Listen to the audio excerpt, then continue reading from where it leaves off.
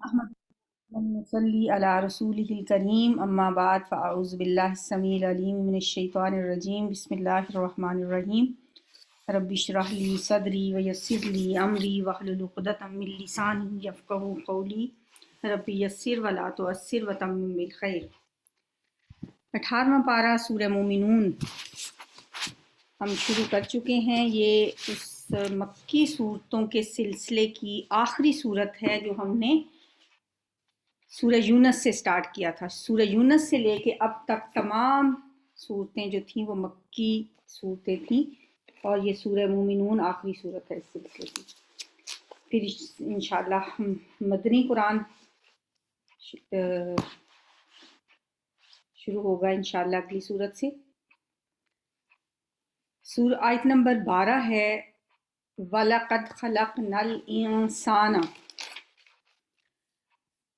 واو اور لقد، البتہ یقیناً، لام بھی تاکید کے لیے اور قد بھی تاکید کے لیے، بلا شبہ یقیناً یعنی ڈبل تاکید ہے اس میں، اور یقیناً خلقنا الانسان، پیدا کیا ہم نے انسان کو، من سلالۃ من طین، مٹی کے خلاصے سے، مٹی کے سات سے۔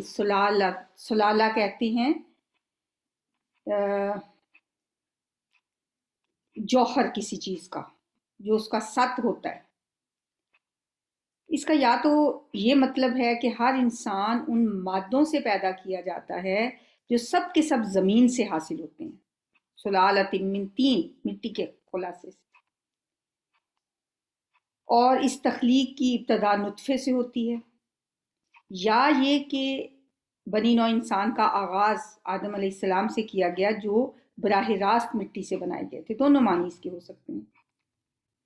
آدم علیہ السلام مٹی سے بنے، پھر آگے نسل انسانی کا سلسلہ نطفے سے چلا، جیسا کہ سورہ سجدہ میں ہے وَبَدَأَ خَلْقَ الْإِنسان وَبَدَأَ خَلْقَ الْإِنسَانِ مِنْ طِین، یعنی ابتدا کی تخلیق انسانی کی مٹی سے، ثم جعل نسلہ من سلالۃ من ماء مہین، پھر اس کی نسل ایک سط سے چلائی جو حقیر پانی کی شکل میں نکلتا ہے۔ ثم جعلناہ نطفۃ، پھر ہم نے بنایا اسے ایک قطرہ، نطفہ، پانی کی ایک بوند، پھر ہم نے اسے ایک بوند کی شکل میں بنایا، فی قرار مکین، اور اسے رکھا ایک محفوظ ٹھکانے میں۔ قرار مکین، محفوظ ٹھکانہ۔ وہ محفوظ ٹھکانہ کیا ہے؟ وہ ماں کا یوٹرس ہے، رحم کو ایک محفوظ ٹھکانہ قرار دیا گیا ہے، کیونکہ اس کی دیوار بہت مضبوط ہوتی ہے رحم کی، یوٹرس کی۔ اور یہ نطفہ جب رحم مادر میں پہنچتا ہے اور بیضہ انثیٰ کے ساتھ مل کر رحم کی دیوار کے اندر امبیڈ ہو جاتا ہے، گویا دفن ہو جاتا ہے، جیسے زمین کے اندر بیج دفن ہو جاتا ہے۔ اس لیے فرمایا ثم جعلناہ نطفۃ فی قرار مکین، ہم نے اسے ایک قطرہ، ایک نطفہ بنایا، ایک محفوظ ٹھکانے میں پھر اسے رکھا۔ ثم، پھر، خلقنا النطفۃ علقۃ، خلقنا بنایا ہم نے، تخلیق کیا ہم نے، نطفۃ اس قطرے کو، علقۃ جمع ہوا خون،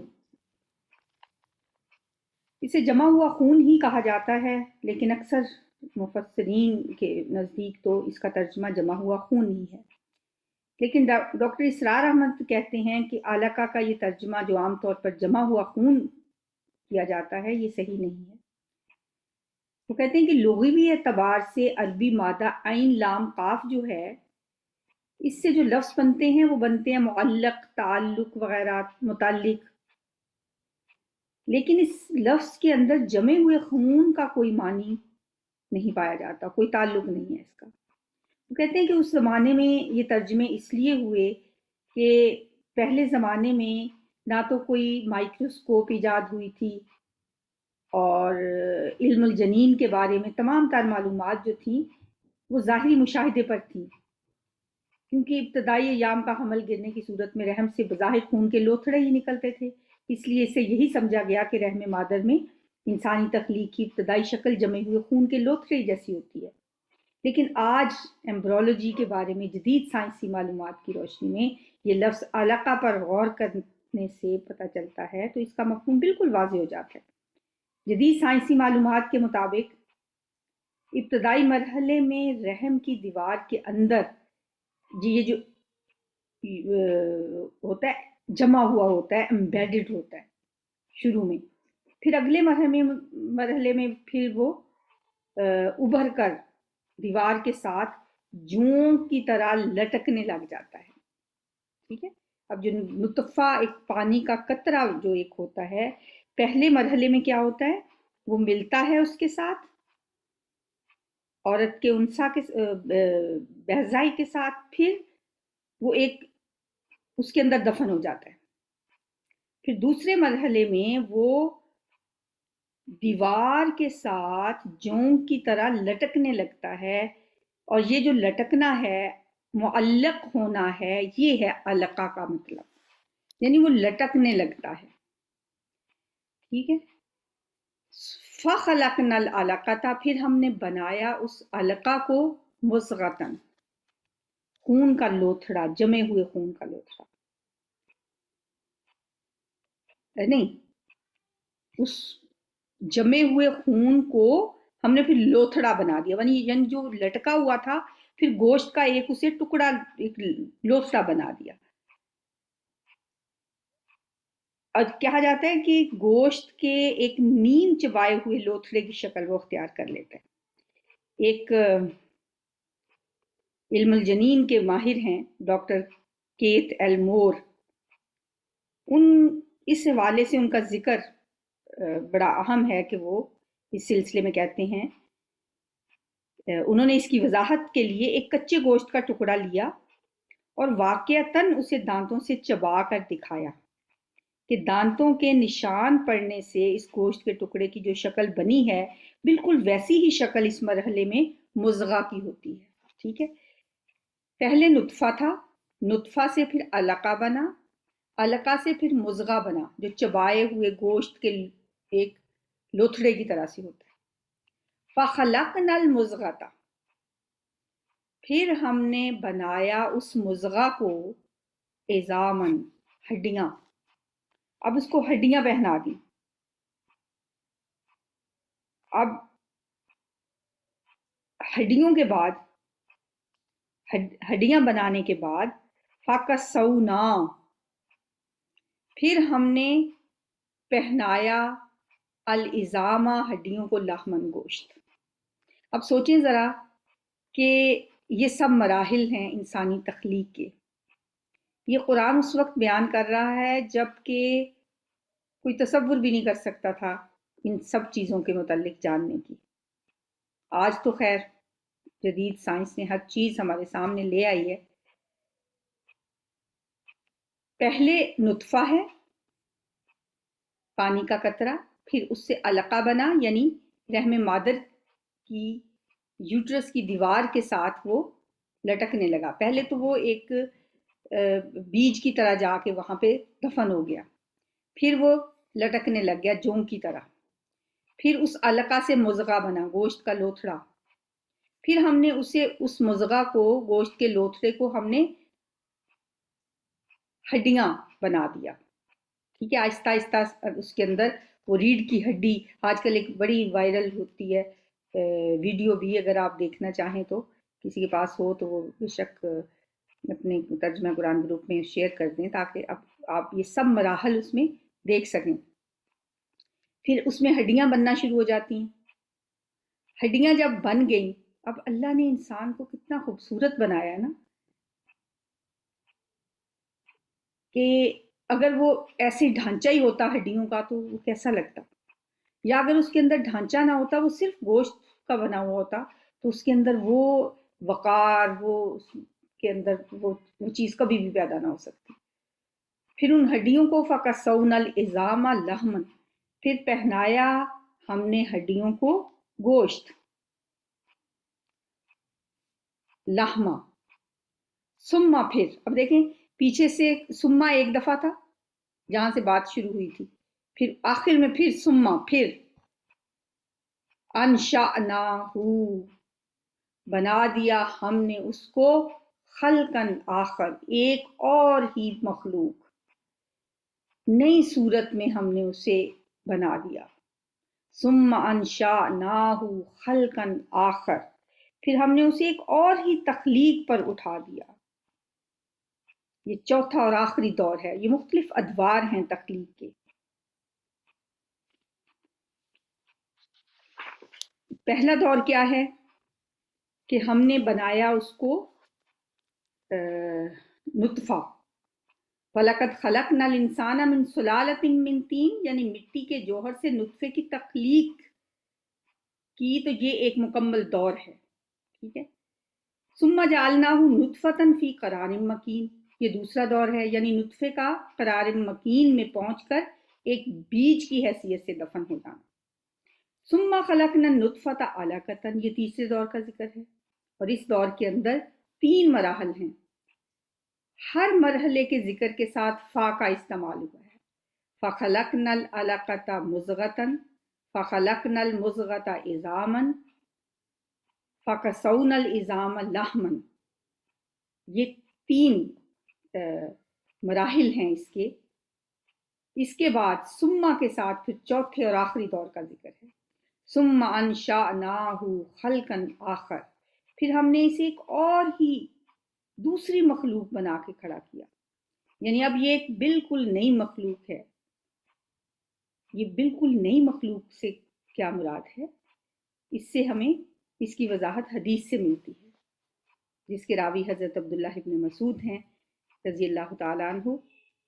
یہ حدیث بخاری و مسلم دونوں میں ہے۔ حدیث کے الفاظ کا ترجمہ یہ ہے: تم میں سے ہر ایک کی تخلیق یوں ہوتی ہے کہ وہ اپنی ماں کے پیٹ میں 40 دن تک نطفے کی صورت میں، اس کے بعد اتنے ہی روز تک علقہ کی صورت میں، اور اس کے بعد اتنے ہی روز گوشت کے لوتھڑے کی صورت میں رہتا ہے۔ اس کے بعد اس کی طرف ایک فرشتہ بھیجا جاتا ہے، پس وہ اس میں روح پھونکتا ہے، فَيَنفُخُ فِيهِ الرُّوحُ، پھر اس میں روح پھونکی جاتی ہے، یعنی 40 دن تک نطفہ، پھر 40 دن تک علقہ، اس کے بعد 40 دن تک مضغہ، 120 دن، 4 ماہ میں 3 مراحل مکمل ہونے کے بعد اللہ تعالیٰ ایک فرشتے کو بھیجتے ہیں۔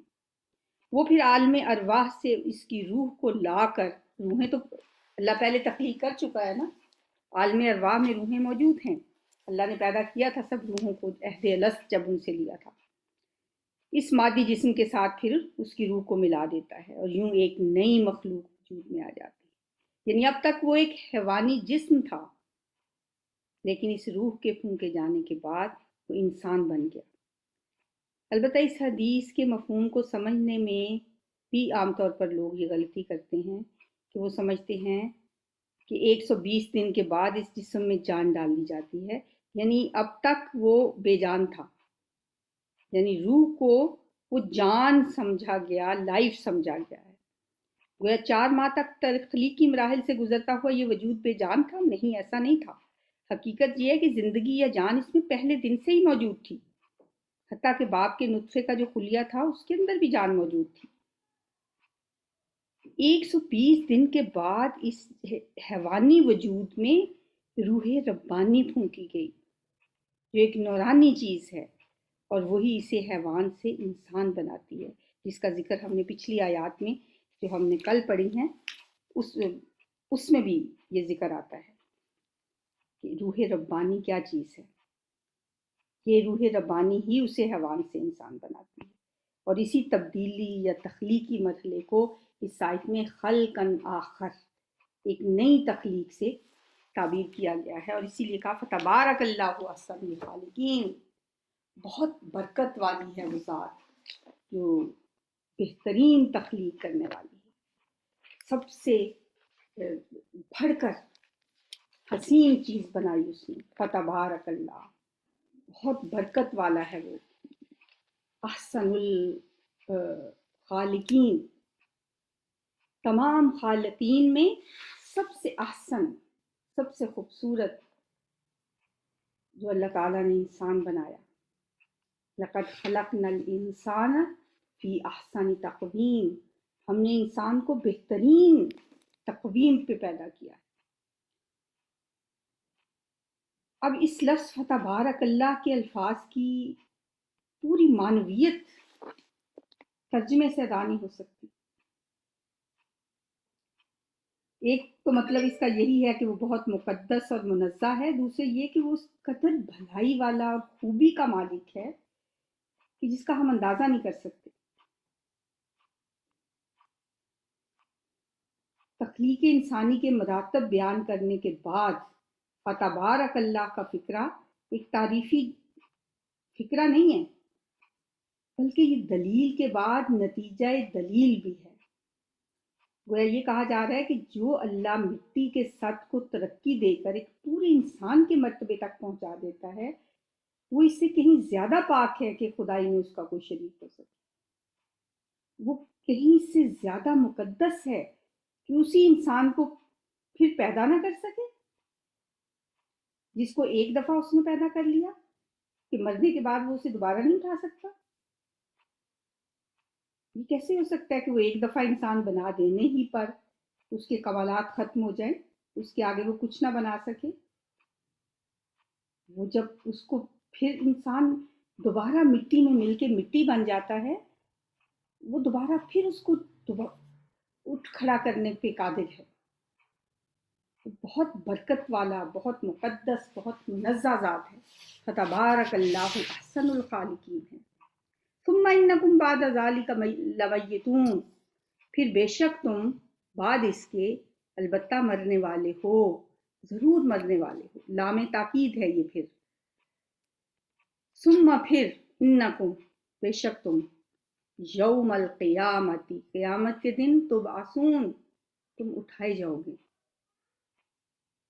فلقد خلقنا، اور بلا شبہ یقیناً پیدا کیے ہم نے فوقکم، تمہارے اوپر، سبع طرائق، 7 راستے۔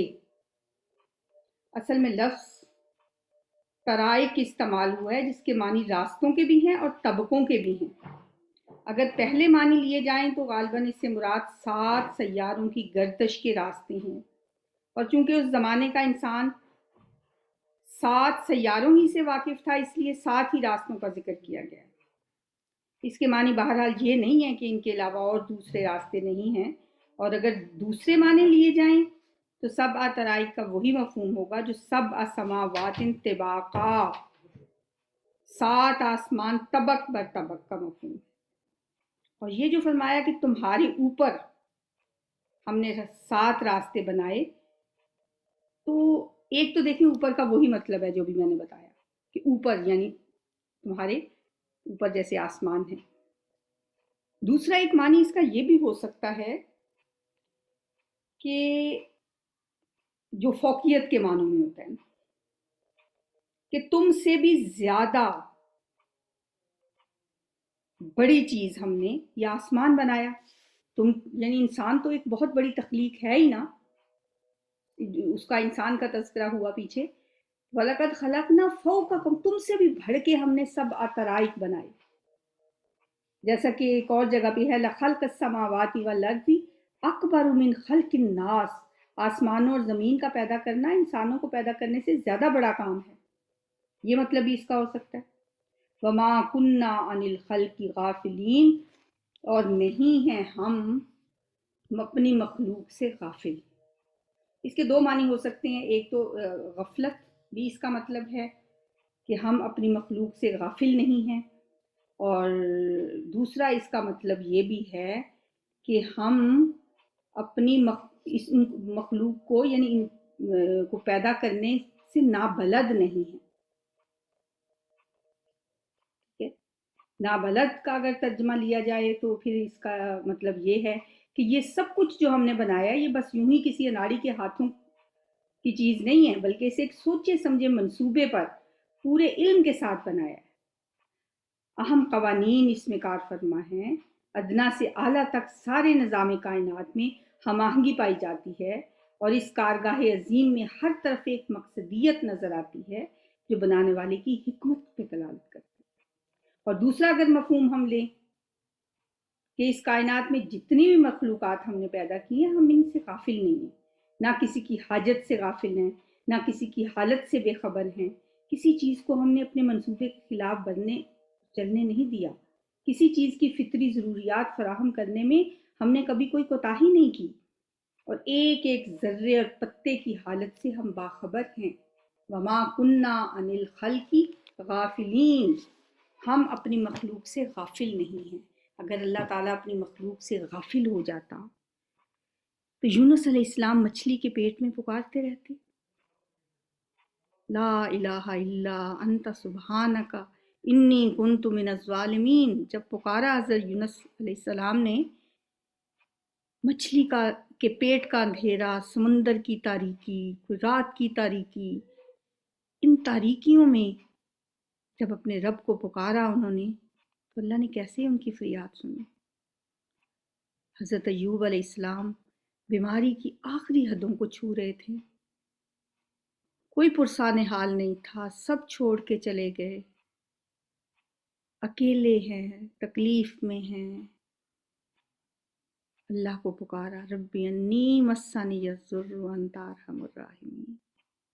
اور رب کیا کہتا ہے؟ وما کننا عن الخلق غافلین، ہم اپنی مخلوق سے غافل نہیں ہیں، ان کی پکار کو سنتے ہیں، ان کی ضروریات سے واقف ہیں، ان کی تکلیفوں کو جانتے ہیں. بعض اوقات بندے کو نہیں پتا ہوتا کہ میری ضرورت کیا ہے.